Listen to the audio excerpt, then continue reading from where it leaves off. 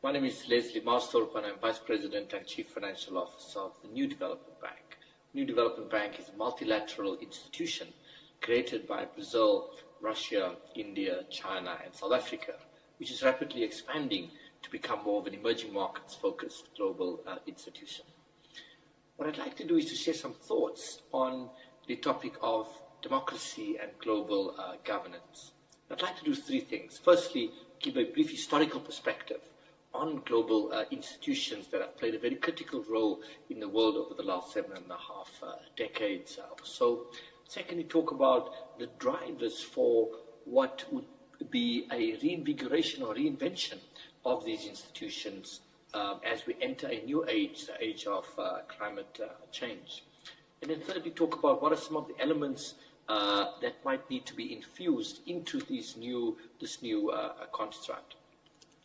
Let me start off by saying that it is only 7.5 decades ago that the World Bank, the International Monetary Fund, the predecessor of the World Trade Organization, GATT, the United Nations, all of these institutions that we all take for granted today, they were only formed 75 years ago.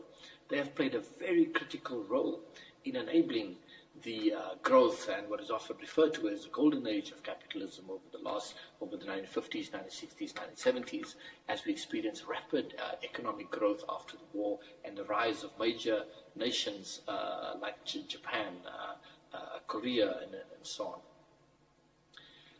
In 1944, when these institutions were formed, there were a very critical meeting that took place in Bretton Woods in New Hampshire in the United States. One of the key architects of that meeting, John Maynard Keynes, wrote a very interesting piece called The Economic Consequences of the Peace in 1919, just after the Treaty of Versailles was signed. And in that economic consequence of the peace, Keynes argued against some of the fundamental principles that informed that treaty, which he felt imposed too much penalties on Germany in the aftermath of the First World War. In many respects, the intellectual foundations of the 1944 architecture lies in that piece which John Maynard Keynes penned. The institutions that I have mentioned, World Bank, International Monetary Fund, which is focused on international and macro financial stability, played a very essential and critical role. But questions were asked as COVID hit the world in 2020, whether these institutions, all of the multilateral institutions, have been effective in helping us steer a path forward. There are many people who argue today that COVID-19 reminded us how critical multilateral institutions are.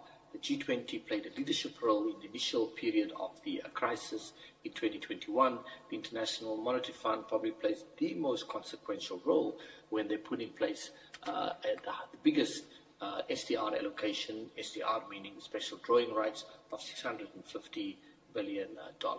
This will lead to significant injection of fresh liquidity into the global economy, helping especially low-income countries who will derive at least $21 billion of that $650 billion to help with the economic recovery efforts. I would like to argue, though, that as several scholars have said, that we are not yet comfortable that our institutions are necessarily fully aligned or enabled to deal with global public goods. Global public goods obviously refer to all of those challenges that are transnational in character, that goes beyond borders, that one country on their own cannot solve. The loss of biodiversity would be one. Global pandemics like COVID-19 would be another. Climate change would be another. The question, therefore, is, are these institutions that we have set up able to confront all of these global public goods? And there's a very, very live debate today. Kenneth Rogoff, the professor from Harvard University, argued that there might be a need today to create a world carbon bank.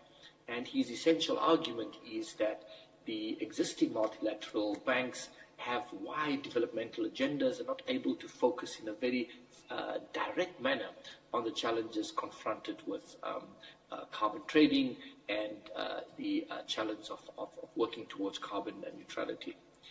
Others, for example, resist the temptation to form new institutions, saying that we should rather reform our existing institutions. This debate will continue. However, I believe that there is fresh impetus as a result of COVID to look at the reinvention of the multilateral and global architecture, and we might be at another Bretton Woods moment. Bretton Woods, obviously referring to the 1944 conference that took place in New Hampshire. Now, fundamental changes underway in our society today. Consumers are, in terms of their expressing their choices in consumer behavior, governments and regulators in the way that they design policies and regulation, asset owners and institutional investors are have all prioritized ESG and sustainability as a key driver in their decision making.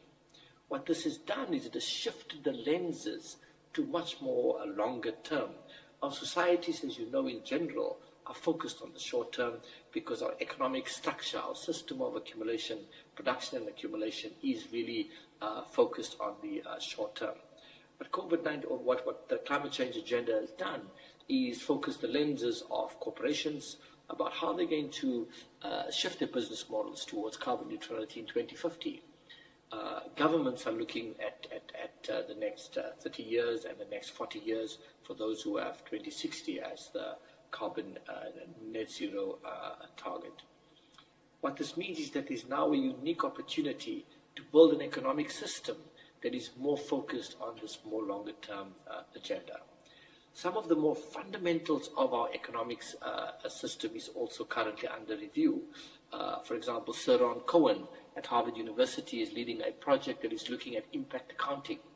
Impact accounting is about moving the economic logic away from just financial risk return, risk reward metrics, which have been the essential foundations of our system as we know it, towards risk return and impact, and developing a system around impact accounting, almost similar to the emergence of the globally accepted accounting standards in 1933 after the Great Depression. So we are at that decisive moment right now where there are changes being brought about that are systemic and structural in nature and that will create the conditions for longer term change. The final set of arguments that I'd like to make is that we have to accept that there are historical and moral imperatives or responsibilities that emanate from the fact that advanced industrialized countries and developed economies had an historical advantage ahead of the low-income and developing countries who are still at an earlier stage of industrialization. The argument essentially is as follows, that the United States, Western Europe, Japan, many countries industrialized during a time when fossil fuel prices were not the issue. Those prices were generally cheap. We had coal reserves in abundant supply, which also was quite cheap. And now we're sitting with a situation where some countries and continents like Africa, where more than 400 million people do not have access to electricity. We do have large reserves of coal under the ground, but it is now no longer economically efficient for us to use that coal for electricity production. It is therefore important that we recognize that developing countries and the industrialized world do not have the same starting points. And as we move towards a world of carbon neutrality, that we must reflect and accommodate this different historical starting points that the developed world have relative to the industrialized world. In short, what I am arguing is that an enabling environment and conditions exist for the creation of new institutions. Our existing global multilateral institutions have served the world well, but they need reinvention. That climate change is a major propeller and driver of this change, and what we have now is the best historical moment to confront or ask the basic first principle questions whether these institutions need some reinvention. Thank you.